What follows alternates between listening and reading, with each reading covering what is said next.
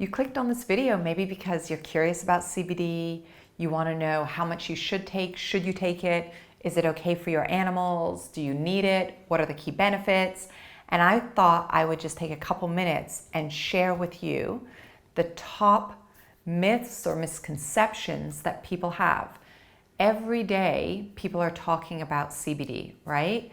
It's like the biggest thing in the health and wellness space. And it makes sense to me because the endocannabinoid system is such a powerful system that we have in our bodies, and we need to be able to activate that system. We need to be able to keep the endocannabinoids that are moving through our body able to really work with the receptors, the CB1, the CB2, without being destroyed too quickly from the enzymes that destroy them. So here's the thing. Most of us are stressed out, we're overworked, we're tired, we may experience anxiety, some of us are experiencing depression, many of us are lonely, and all of this does something to our bodies. It puts us in a state of being sympathetic, which is fight or flight, versus when we're parasympathetic, which is also called rest and digest.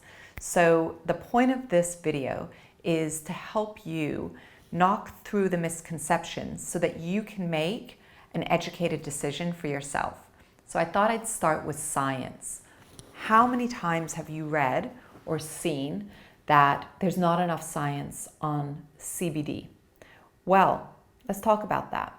If you Google CBD and you look at the NIH, you're going to see that there are over 11,000 studies that have been done on CBD. They're done in Israel, in Italy, in England, many parts of Europe. They're done in Brazil, different parts of the world, but they're not done here at the level that they should be. Which brings me to number two. Number two big misconception. It doesn't matter what type of CBD you're getting. And that's a total misconception, and here's why. When you take, for example, we're going to start with the hemp plant. When you take hemp and you extract the cannabinoids from the hemp, there are a variety of different ways to extract it. And when it's been extracted, you could have the CBD isolate, which may be just one form of the cannabinoid, or you can get more of a full spectrum form, which is what I really like to take. Because just like with polyphenols, resveratrol, turmeric, all of the different plants, citrus bergamot, you want to be getting full spectrum. And here's why. If you think about resveratrol, that is one molecule that's found in a polyphenol blend, right? Polyphenols have many different antioxidants, many different properties.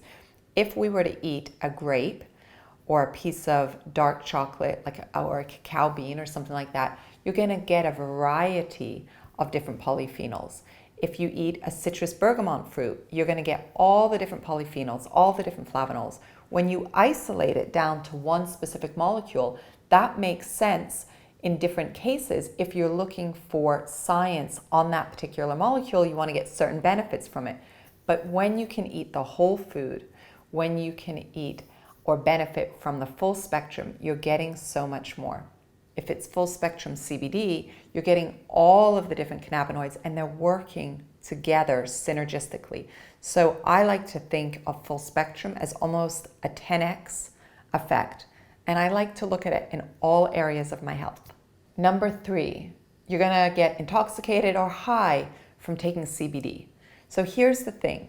Any CBD product that comes from hemp has to have no more than 0.3% THC. In fact, hemp is grown in certain ways. I've been in many different fields where the CBD is grown to have very, very, very low levels of THC. And when it's extracted, and we're going to have another video on how it's produced and how it's made, but when it's extracted, you can be sure that you're getting no more than 0.3%, which has no psychoactive effects. Now, when CBD is extracted from cannabis, then you can have higher levels of the psychoactive component, the THC, found in the cannabis. But at the end of the day, all of the CBD that's on the market is supposed to have less than 0.3% THC, which is a trace amount and will not intoxicate you. It will not get you high. The dose, the milligram dose that you're taking matters, and it can vary greatly. So there are many products out there, from bath bombs to coffee to oils to gummies to capsules to powders to so many varieties. And the amount of CBD that's found in the different products can also vary.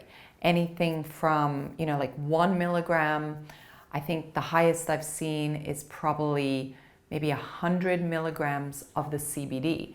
Now we're going to do another video on how that breaks down for those of you that are really interested in that. But for right now, what I want to say is I personally will take anywhere from 20 to 40 milligrams, and I like to take it at night before I go to bed. So this here is 20 milligrams, and it's a powder, and I love it because it dissolves easily and it has very little taste. This here has got, this little capsule here has 35 milligrams. There are thousands of little companies all over the place selling CBD, and how do we know which one to get? So, for me, I was introduced to CBD by Dr. Joseph Maroon. He started really doing a lot of research and looking at it and working on it many, many years ago. And so about 4.5 years ago, he started to tell me and teach me about using CBD as an anti-inflammatory after you exercise, to reduce that inflammation. And I like to take it at night before I go to sleep, really to help me rest better. Here is 20 milligrams. I can take this, I can drink this now, and this will help me to get ready to go to sleep. It's getting late here, but I wanted to do this video for you.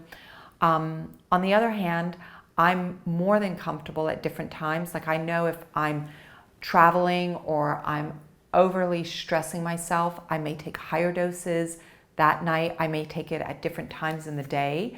It's something where you can go quite high, and for individuals that are looking for specific benefits, what you want to do is link to the studies that are on your specific need. So if you have questions, put them in the comments below. We would love to, pull the science and share it with you, because I think for all of us to sort of get through the unknown as it relates to our endocannabinoid system and how we can help it to allow us to have our greatest health, our best immune system, that place of rest and digest, all of those benefits that can come by activating the endocannabinoid system can be achieved. But we first have to have some insight and some knowledge. And that's where the right dose of CBD is really important. So you can try different doses. It's not going to create harm based on all the research that's been done, but just understand that it can take some real time to sort of find what works best for you, and the time of day also matters.